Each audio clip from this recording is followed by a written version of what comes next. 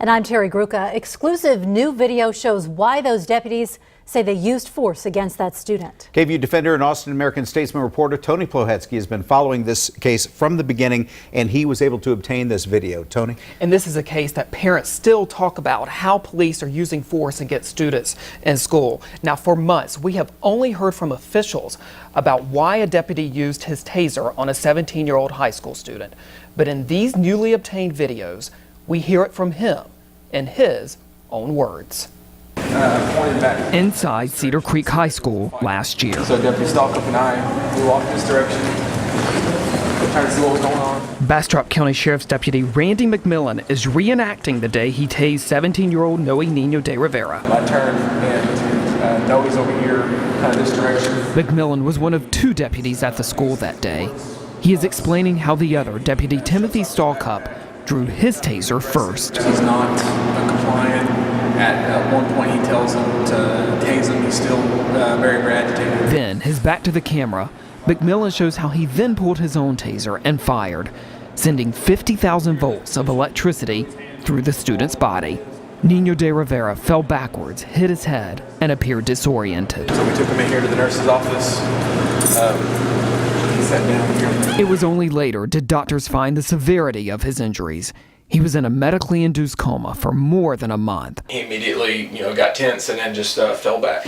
Later, in this interrogation room, Texas Rangers questioned McMillan on the left. The reason that I tased him was, one, I thought that he was about to attack my partner, based on his actions throughout the whole thing, him continuing to be aggressive and non-compliant. So, and this. I felt that the best course of action would be the taser. That pepper spray, there's just too many kids in there, you have it in the air, it's just a mess, and so I felt the taser was just the best way just to get him under control. In January, the KVUE defenders first brought you this exclusive hallway video of the incident, appearing to show the student backing away from McMillan at the time he fired.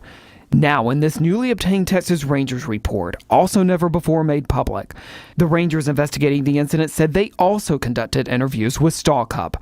That deputy said he had put his hand on Nino de Rivera's chest and that the student, quote, slapped Deputy Stalkup's hand away and backed up and took up a fighting stance. Nino de Rivera's family say he was only trying to break up a fight at this school that day, a fight that was already over by the time the deputies arrived. His family says it is those deputies, not the teen, that caused the situation to escalate and turn violent. Why do you not just go grab him if he's causing a problem? We watched the videos with Austin attorney Adam Lowy, who represents Nino de Rivera. When you look at the video, it is very clear that Noe was not fighting and did not hit anyone.